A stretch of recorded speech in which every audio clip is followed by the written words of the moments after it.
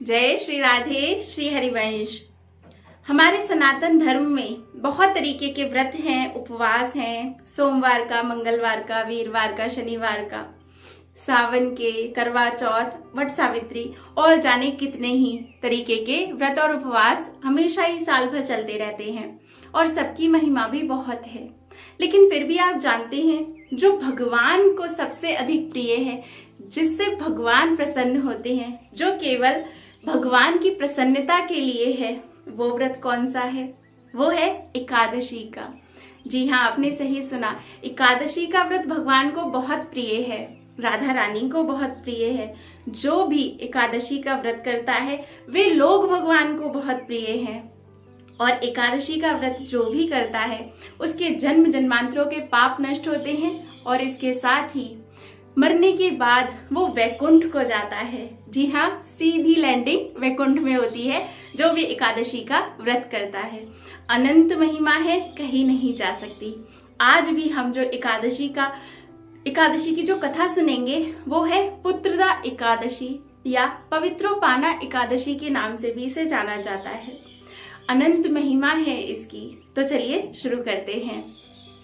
एक बार की बात है, धर्मराज युधिष्ठिर भगवान कृष्ण से पूछते हैं कि हे प्रभु, हे जनार्दन, आपने मुझसे बड़ी सुंदर सुंदर एकादशियों का वर्णन किया है और मैं बहुत आनंदित हूँ उनको सुनकर। पर अब मैं आपसे शुक्ल पक्ष की जो सावन में जो एकादशी आती है उसकी महिमा को सुनना चाहता हूँ। कृपया करके उसके बारे में मुझे विस्तार से बताइए। तो भगवान जनार्दन प्रसन्न होते हुए बोले, यह एकादशी बड़ी महत्वपूर्ण है, बहुत फल देने वाली है, पापों का शमन करने वाली है और बाद में वैकुंठ की प्राप्ति करने वाली है। यहाँ तक ही नहीं, जो भी इस एकादशी की व्रत की सिर्फ कथा को सुनता है उसे भी वाजपेयी यज्ञ का फल प्राप्त होता है। तो तुम ध्यान से सुनो। द्वापर युग के प्रारंभ में महिष्मती नाम की एक नगरी थी जिसमें महिजीत नाम का राजा राज्य करता था। वह राजा बड़ा ही धर्मपरायण था, धर्म पर चलता था और अपनी प्रजा का पालन पुत्र के समान करता था, बड़ा ही प्रेम करता था और बड़े ही धर्म से चलता था। लेकिन उसके कोई संतान नहीं थी, जिसके कारण वह बड़ा ही दुखी रहा करता था। एक दिन उसने अपने राज्य के सभी मंत्रियों को बुलाया और उनसे चर्चा की। क्या कहा? वह बोला, आप सभी बहुत अच्छे से परिचित हैं, मैंने कभी किसी का अनिष्ट नहीं किया, कभी अधर्म आचरण नहीं किया, अपनी प्रजा का सदा ही पुत्र की भांति लालन पालन किया है, कभी निर्दोष को दंड नहीं दिया। फिर भी मेरे कोई पुत्र नहीं है। मैंने कभी भी अपने संबंधियों को भी अगर उनका दोष है तो उनका साथ नहीं दिया, बल्कि उन्हें दंड ही दिया है। और यहीं पर मैंने अपने दुश्मनों को भी गले लगाया है, उनका सम्मान किया है अगर वो धर्म का आचरण करते हैं। पर इतना सब करने के बाद भी मेरी ये गति, मेरे कोई पुत्र नहीं है, कोई संतान नहीं है। इसका क्या कारण है? आप सभी मुझे बताइए और मुझे क्या करना चाहिए। सभी मंत्रियों ने राजा की बात सुनी। सब जानते तो थे ही और दुखित भी थे, लेकिन उन्होंने राजा से कहा कि हम जरूर इसका पता लगाते हैं। इसी बात का पता लगाने के लिए वे सभी मंत्री जंगल में निकल गए और वहां पर साधु सन्यासियों के दर्शन करते हुए बस बढ़ते ही जा रहे थे।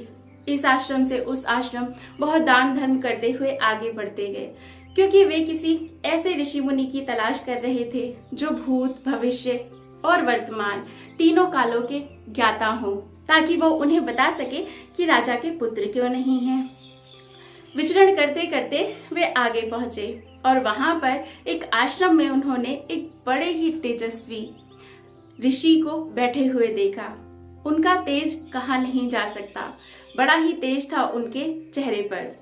उनको उन्होंने प्रणाम किया तो वे ऋषि थे, ऋषि लोमश। उनके शरीर पर रोम में बहुत सारे बाल थे, इसीलिए उन्हें लोमश ऋषि कहा जाता था, क्योंकि जो उनके रोम से एक भी बाल झड़ता था वो बाल तब झड़ता था जब ब्रह्मा जी का एक कल्प पूरा होता था। जी हाँ, तो वे बड़े ही धर्मपरायण थे और बड़े ही तेजस्वी थे। उन्होंने इनसे आने का कारण पूछा कि कहो तुम यहाँ क्यों आए हो, तुम्हारी क्या कामना है। निश्चित ही मैं तुम्हारा हित करूंगा, मुझसे अपनी परेशानी कहो। मंत्रियों ने उन्हें प्रणाम करते हुए कहा, हे प्रभु, आप तो सब कुछ जानते हैं, ऐसा क्या है जो आपसे छिपा हुआ है, और हम भी एक कामना लेकर ही आपके पास आए हैं। हम आपसे जानना चाहते हैं कि हमारे राजा महिजीत, उनका क्या दोष है जिसके कारण उन्हें कोई पुत्र नहीं है। क्या कारण है, वे तो बड़े ही धर्मपरायण हैं। इस पर लोमश ऋषि ने ध्यान किया और ध्यान करके उन्होंने देखा और कहा, तुम्हारे महिजीत राजा पिछले जन्म में वैश्य थे और इधर उधर गांव से गांव घूमकर व्यापार करते थे। व्यापार करने के साथ ही उन्होंने कुछ गलत कर्म भी किए थे, लोभ में, लालच में। और इसके साथ ही एक दिन क्या हुआ, एक दिन वे कार्य से, व्यापार से गांव घूम रहे थे। उन्हें कोई अन्न जल नहीं मिला। उस दिन एकादशी थी और ऐसे ही घूमते घूमते अगला दिन द्वादशी भी हो गई। द्वादशी के दिन उन्हें बड़ी प्यास लगी तो वे पानी की तलाश में एक सरोवर पर पहुंचे। जैसे ही वो वहां पानी पीने लगे, वहां पर एक गाय अपने बछड़े के साथ आ गई। वो भी पानी पीने लगी। बस उस समय उन्होंने क्या किया, उस गाय को वहां से भगा दिया। ये बहुत बड़ा उनसे अपराध बन गया और इसी अपराध के कारण आज उनकी संतान नहीं है। और क्योंकि अनजाने ही सही उन्होंने एकादशी का व्रत कर लिया था, इस कारण से वे इस जन्म में राजा हैं। यह सारी बात सुनकर मंत्रियों ने कहा, हे प्रभु, तो अगर उनसे अपराध हुआ है तो हमारे शास्त्रों में अपराधों का शमन करने के लिए भी बहुत से उपाय बताए गए हैं।